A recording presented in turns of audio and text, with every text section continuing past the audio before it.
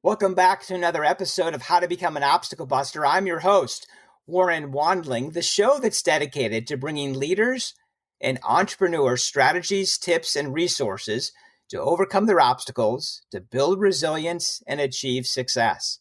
Hey, if this is your first time listening or you've been part of our community for a while, thank you for tuning in today. Before I introduce you to my guest today, I want to make sure that you're aware of a new resource to help you to be resilient. It's our private Facebook community called Leadership with Purpose. So you can either search in groups in Facebook and search Leadership with Purpose. And I'll also make sure that link is in the show notes as well. In our community, I share strategies, tips, and resources so you can step into less stress, greater profit, and experience the work you love. It's also a great place to connect with other like-minded leaders. So I look forward to seeing you in our community. Our sponsor for the show today is Audible. If you love listening to podcasts, I know you're going to love Audible like I do. It's a great way to be able to listen to books that you want to read this year.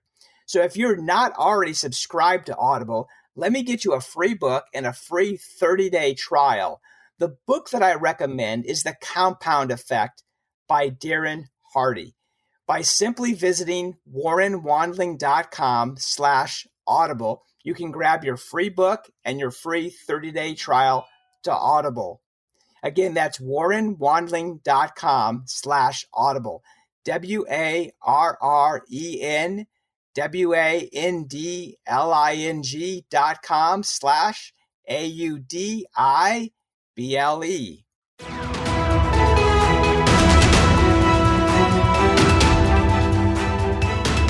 I have a great guest with me today, David Jenyns. In 2016, David successfully systemized himself out of his business, one of Australia's most trusted digital agencies, MelbourneSEOservices.com. He hired a CEO, stepped back from the daily operations, and through this process, he became a systems devotee, founding Systems Hub and Systemology. Today, his mission is to free all business owners worldwide from the daily operations of running their business. Recognized as a high-achieving entrepreneur, you'll find many of David's keynote presentations on YouTube, including TEDx, WordCamp, and ProBlogger. Well, welcome to the show, David. Pleasure to be here. Thank you for having me, Warren. Yeah, David, I'm really looking forward to our conversation today. As you might know, on How to Become an Obstacle Buster podcast, we provide strategies, tips, and resources for leaders and entrepreneurs to overcome their obstacles, to build resilience, and achieve success.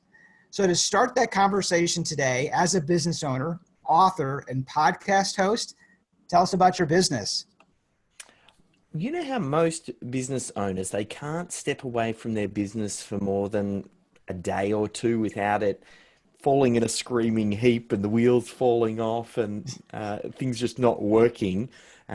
What we do is we've designed a system to extract, organize, and optimize best practice in a business and really make it easy. So that way the business owner can remove key person dependency, whether it's themselves or other team members, and build something that can scale and grow without being really dependent on them. So it is business systems specifically for small business. Like I think that there's a lot of work on the topic like Six Sigma and Lean, but a lot of that work when it comes to business systems and fancy flow charts and things like that, they're all designed for quite large business, which I find is very much overkill for the smaller business owner. So a lot of the work that we do is finding those minimum viable critical systems that really drive 80% of the result in the business. We find the 20% of the systems that deliver that and help the business owner and the team capture those so the business can function with reducing error and giving more time to team members and scaling the profits.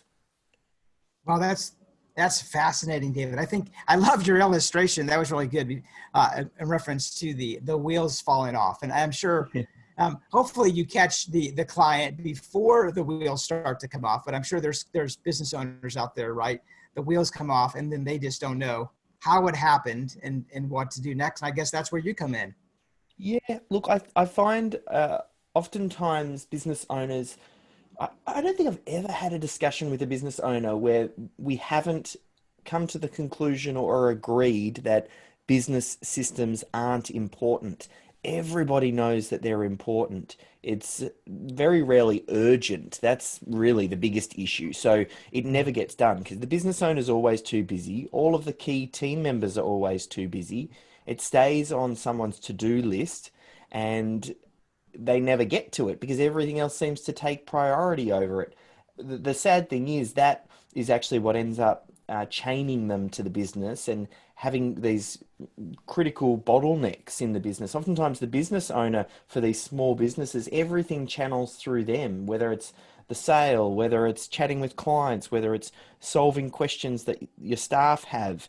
So they have these problems, and we agree. They have some misconceptions around business systems and how it's done, and that's why they always put it off, or they think, oh, I'm not a systems person, or they're Mhm. worried that creating systems is going to remove the creativity in their business, or they're worried that their staff won't follow systems anyway, or they're not sure how to get started. So you're right. A lot of people come to me when there is a big change. I'm actually finding right now, with everything that's going on in the world right now with COVID and the pandemic, people's work conditions are changing. A lot of them are working from home. A lot of them having to have their teams work in different environments. So now's a great opportunity to introduce some change, trying to systemize or solidify the way that they're doing things. And that's really what it's all about. It's developing a way of doing things so that your team goes, hey, this is how we do things here, and everybody's on the same page. So it's a bit of a mixed bag. Actually, the other time that people come to me is when they're looking to sell business as well. So it's either, yeah, some big change or selling business, or if someone really wants to scale. They're kind of like my top few reasons people start to work with us. So what is the greatest obstacle your clients encounter? I think the greatest obstacle is just figuring out where to get started and how to simplify it, because what they end up doing is when people hear the idea of business systems and processes, oftentimes the business owner isn't wired to get excited by business systems. Now, I don't, personally, I don't get excited by the idea of writing a detailed process and bullet points and listing out step by step how something is done. As a business owner, I get more excited by the result that I know business systems bring. So that's why I am so passionate about the topic.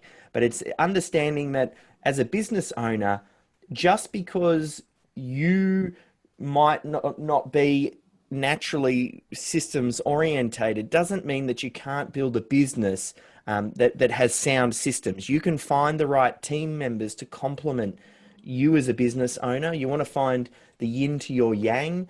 If you're a big picture thinker and you're a visionary and you're able to see the problem in the world, go out there, create a solution, build your business around it, deliver great products and services, hustle to get the business up to a certain size, at some point, you'll to grow through to that next level and to really step out, you do need someone to step in and take over some of the reins and manage the team and be more detail orientated and find those systems and processes and help to develop them.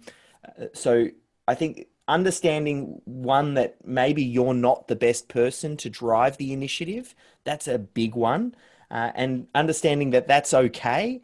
And then figuring out, well, where do you get started? Don't systemize like McDonald's. I know everybody loves to think of McDonald's when they think about systemized business, and they think that's the poster child. And for some reason, they think, well, I need to systemize like McDonald's. But that actually ends up disempowering people because business, like McDonald's, has been systemizing for over 60 years.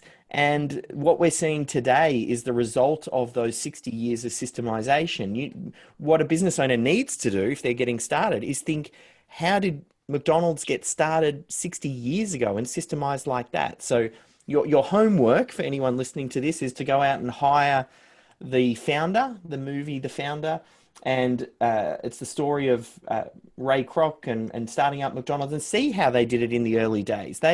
It was very much just getting in there and testing things and moving things around and minimum viable product and getting some of those core systems in place. You know, they're trying to figure out, oh, where does the fryer go? Does the fryer go near where you flip the hamburgers? Or where should we put the milkshake mixer? And all those sorts of things. They didn't start with a perfect system. They evolved into the perfect system. So we need to think about where you as the business owner are right now, and then think about the simplest way that you can take one step closer to building this systemized business that's going to give you the freedom that you're looking for as a business owner. Yeah, that's great. That's a great movie. So that is a great tip that you shared, David, in reference to watching that movie, because it breaks down the simplicity and kind of like the thought process, if you will, right? In reference to how they put that process together. Yeah, it was very much just built over time. I think that's the key takeaway. Mm-hmm. And the businesses that really become great at systems, the biggest thing that you can do is make it part of your culture, and you're actually looking for a shift in the way that you and your team think, to where you always look for the systems solution. You're always looking for this constant and never-ending improvement, and you're always looking to just keep iterating on the way that you do things. Once you do that, as you bring on new team members, they just become familiar with the way that you do things, and they think, oh, this is how I've always done things. So the biggest resistance as you start to introduce this type of change in business, and it's the same with any change really, the biggest resistance always comes from your existing staff. It's the people who've always done things a certain way, and their question will be, well, why do we have to change? So because that resistance comes up front, that's also a big reason why some people abandon the idea of systemization, because they might try once, or they give it a little go and it didn't quite work, it didn't stick, maybe the team didn't follow it, maybe you didn't get full buy-in, and then they just go, oh, we're not a systemized business, or I'm not a systems person, and then they just write it off. But it's those that push through that resistance that end up getting all of the biggest wins that come from building a business like this. What was a key strategy that contributed to your success building your business? Biggest one for me would be persistence. I think in all of the businesses that I've been involved in, I've wanted to learn about the topic that I built a business around. So I had a previous business which was a digital agency, and I wanted to learn about digital marketing. We had a business that was like a sister company to that company, which was a video production business. I wanted to get good at video. And then before that, I was involved in a stock market education business because I wanted to learn about the stock market. And my most recent business, the business systems business, I wanted to get good at it. So I found something that I enjoyed and I wanted to learn about and really master. Then I built a business around it, and then I just persisted with it over a period of time. It's usually not until I'm 5, 6 years into a business that I really feel I find my stride. I get very clear on what the problem is that I'm solving for which target audience. I get very good at solving that problem, and I create the systems and the processes around that to then make it scalable and deliverable without me. And it's really just a process that I go through. And unfortunately, I mean, there are some shortcuts, I suppose, but they're still part of a much larger long cut, which is you've got to do the work. You can speed it up, but there's a lot of work to be done, and it takes persistence to do it. Yeah, thank you for sharing. There's some great clues in there for our listeners to the strategies that to use in reference to solving the problem. So making sure that you're clear on that, and then making sure that you can scale it as well. On that TED Talk, you share a story about your dad that made an impact on your life. How did your dad influence you? I've only started to recognize this the older that I've got and looking back. It's the classic 2020 vision when you look back. In the moment, I didn't think about it too much, but my dad, he was definitely a visionary dreamer, big picture type person. What he struggled with is finding the yin to his yang when it came to really bringing those visions to life. Like he was just a big dreamer, and he really needed help with the doing side of things. So that always really gave me insight of how important the idea of just taking action and getting down to it and doing it really was. And he used to chase different opportunities as well. So been involved in who knows how many multi-level marketing platforms. But I remember early on he was getting Tape of the Month through Amway. And I used to listen to, your Zig Ziglars and Jim Rohns very early. Like I was probably, I don't know, 13, 14 at the time, and I was listening to these, and that gave me all the right programming. And he was also a bit of a systems thinker. So there's definitely a lot of influence there. And I know I talked about it in the TEDx. There's Mhm. a system that he put together for my brother and I, which is a fun little story. And that was probably just one of many things that really shaped the man that I've turned into. Yeah, that's interesting that you had that exposure um, to systems and understood the importance of systems to be able to scale in a business. Yeah, it's systems are interesting because it depends on where you're at as well, um, in how deep you go into the development of those systems. Like if you're a brand new startup business and it's really just you and maybe one other person, two other people, something like that. When you're at that size in business, you don't want to go very deep on your systems. You might have a few checklists here or there, but you're still getting very clear on product to market fit. You should be out there selling, you should be doing the work, getting the results, getting your clients to come back. All of that needs to happen first before you go too deep into systemization. But once you get a little bit of traction and you've got, anywhere from sort of 3 to 30 staff, and anywhere in there is an ideal time. And by staff, I mean it might be part-timers, casuals, contractors that you work with, just people that you work with on a regular basis. Once you do Mhm. that and you've got some traction, that's the right time to start thinking about systemizing. So, as the author of authority content, you share with your readers a step by step system for building authority in their industry. What's one strategy that you can share with our listeners to help them build authority? I think the one that I talk about in authority content is a great one. It's a very simple idea. I love doing activities where you do one thing, but it can be used in many different ways. And that one thing that I talk about in authority content is running little workshops, whether they're virtual, whether, when the world goes back to normal, if there is a, if it ever Right. goes back. I love live workshops because you can record them, you can get photos, you can have guest speakers come along.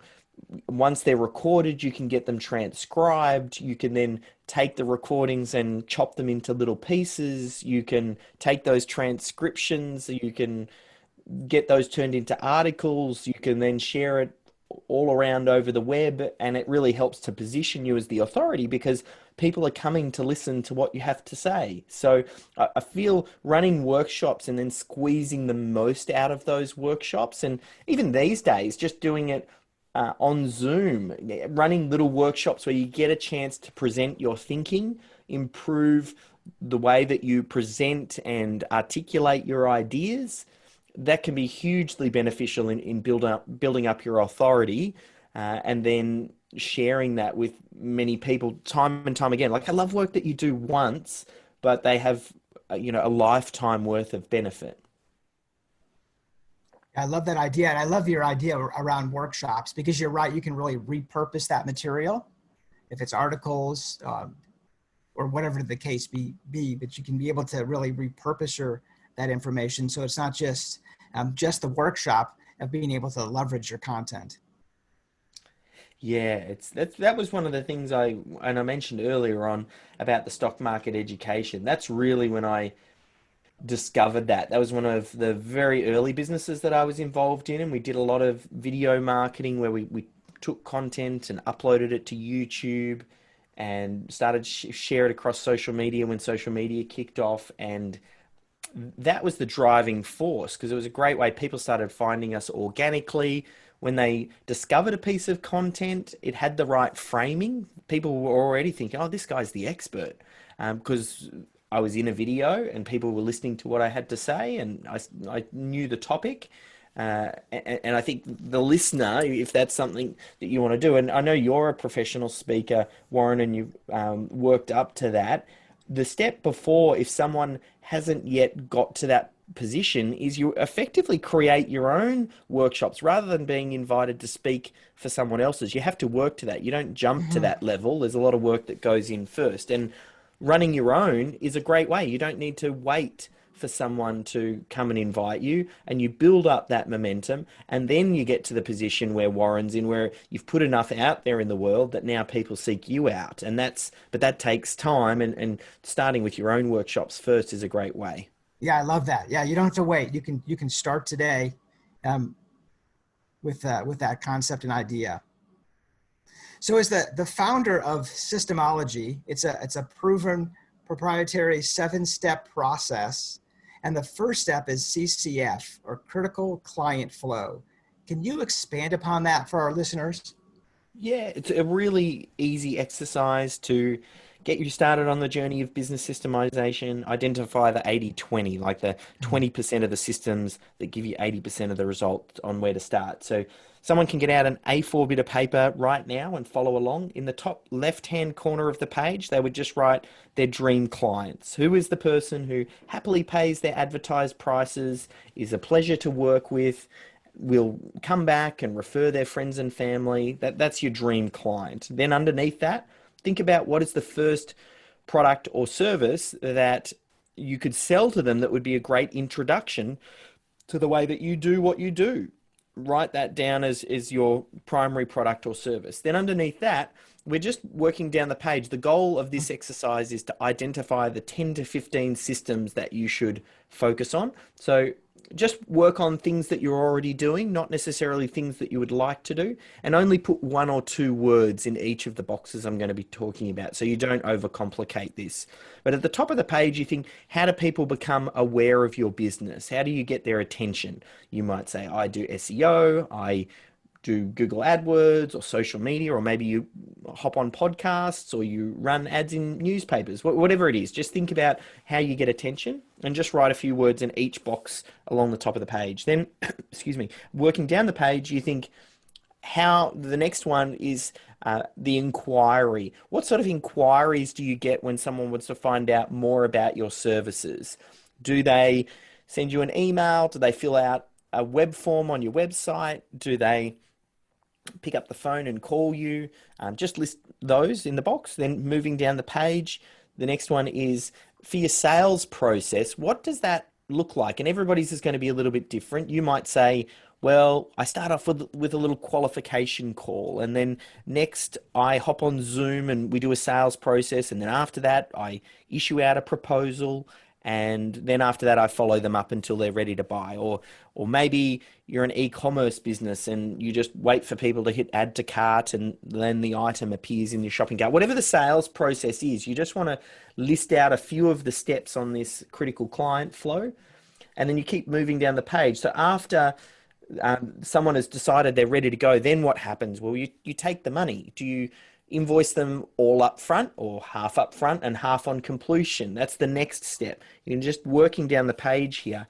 And then the one underneath that, once they've paid, how do you onboard the client? Maybe you have a questionnaire you get them to fill out, or adding them into your project management platform. Whatever that is, you put that as one of the steps. The next one underneath that is then the delivery of the product or service. Now, if you're a service-based business, this oftentimes can be one of the more complex ones because there might be a range of steps that you do to complete it. But again, this is all very high-level stuff, so you could just even write delivery in there with a few bullet points.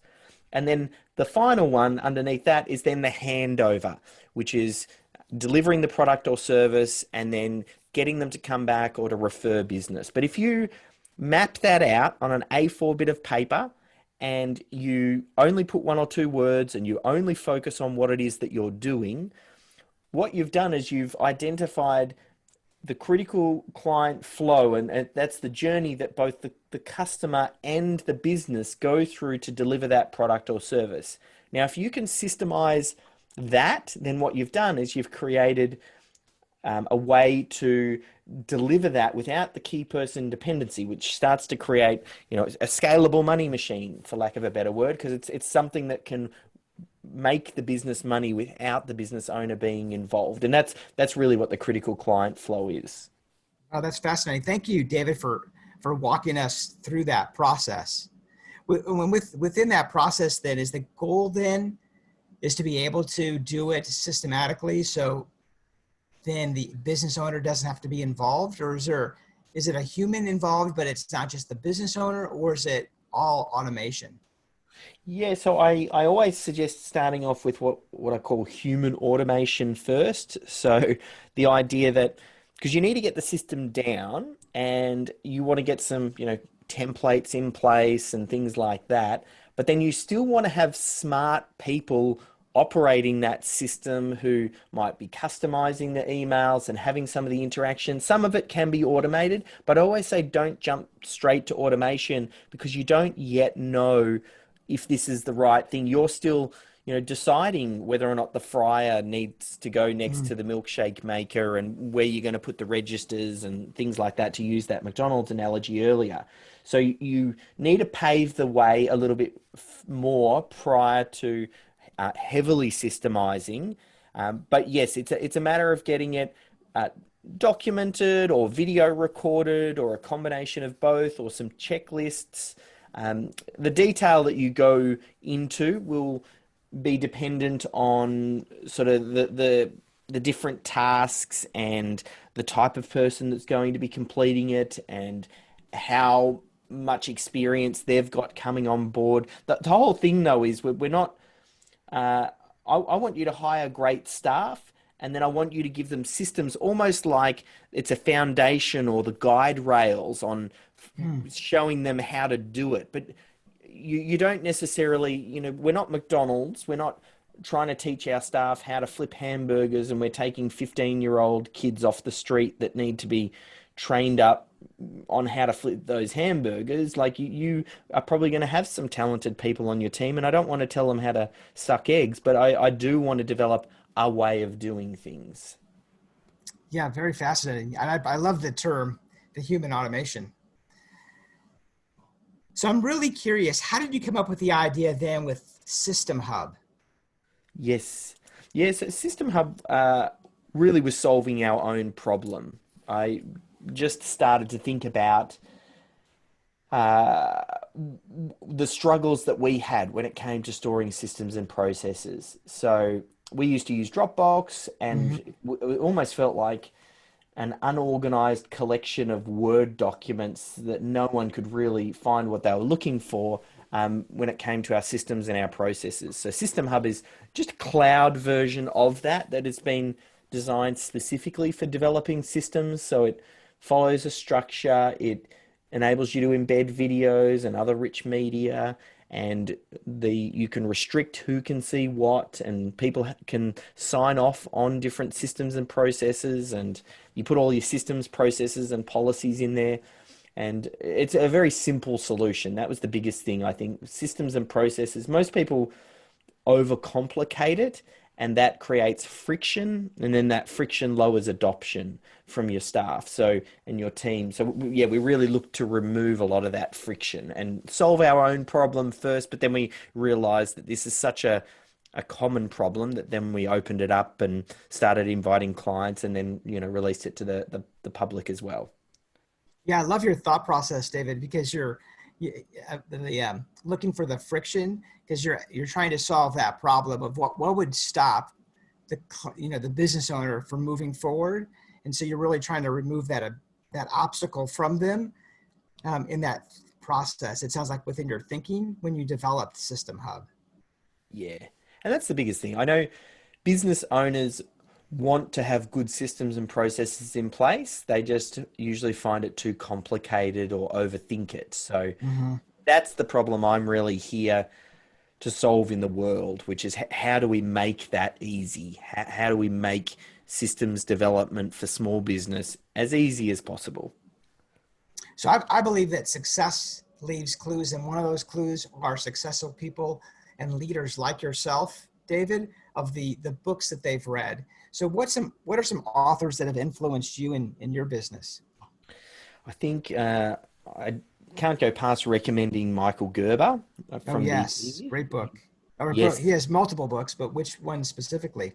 probably the E-Myth Revisited is a great one for someone to get started on. It really talks to the idea of the entrepreneurial myth, that idea that because you can do the thing that you can run a business that sells the thing. So, for example, because you're a lawnmower or someone who works in the garden, you think that you can run a gardening business. But Hmm. obviously, the skills of doing the technician's work is very different from the running of the business and managing and leading that. So that's a good one. Gino Wickman, Traction. I love his book. That's an excellent book. And Vern Harnish, Scaling Up, and John Wilrillo, Built to Sell. These are probably a lot of books that have influenced my thinking and support a lot of what we've done. Like I've in my latest book, Systemology, it's an extension on a lot of that work. I find a lot of that work gets you all pumped and excited for systems, and then Systemology explains how to do it step by step. So is Systemology, is that your newest project that you're working on? Yes, definitely. So it's Systemology, create time, reduce errors, and scale your profits with proven business systems. So it's a book that comes out on Amazon, and I've got the audio version as well and Kindle, and it just explains the 7 steps. We went through the first step, which is the critical client flow. There are actually 6 other steps that follow that, and it's a manual. It's a system for systemizing your business. Well, awesome. That sounds like a phenomenal book, David. I think, yeah, I'm going to get you a copy. And I had the good fortune. I tell the story in the book of how I started working with Michael Gerber, and Michael ended up writing the foreword to the book and called it Extraordinary. So I'm really blessed to have him say such kind words about the work because it fits incredibly well, and I've always appreciated his work. So I'm very keen for you to check it out, and also your listeners as well. Well, yes. Yeah, I'm looking forward to it reading myself, but I'll also make sure there's a link in the show notes for your book as well. Oh, perfect. Yeah, the best way to get it, it's at systemology.com/book. So systemology.com/book, and then that links through to everything. It links through to the book, which will take you over to get it on Amazon or wherever you want to, wherever good books are sold. You can. Um, I've also got a podcast, the Business Processes Simplified podcast. It's a bit different from this one. All I do is we share business systems, and then my team document those interviews, so business owners can get a quick start on some systems. There's links to my social media if you've got questions. I'm happy to help. It's just reach out, and I'll do my best to either help or point you in the right direction. Yeah, thank you, David, for sharing, to be willing to help and to provide those connections as well. So if our listeners wanted to connect with you, which I'm sure they will, I'm sure I highly recommend that you get a hold of David's new book in systemology. But what is the best way for them to be able to reach out?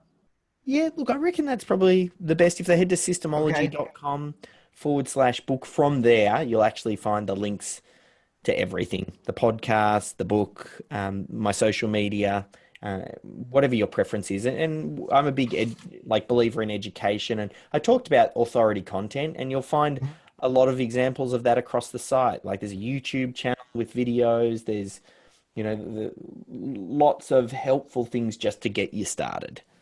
Okay. Well, excellent. Well, thank you, David, for sharing your strategies, tips, and resources, helping our listeners to be able to break through their obstacles to achieve success. Pleasure. Thank you for having me on the podcast. It's been fun. Yeah, it's been a lot of fun. I appreciate it. Well, this is I'm your host, Warren Wandling, saying until next time, be resilient.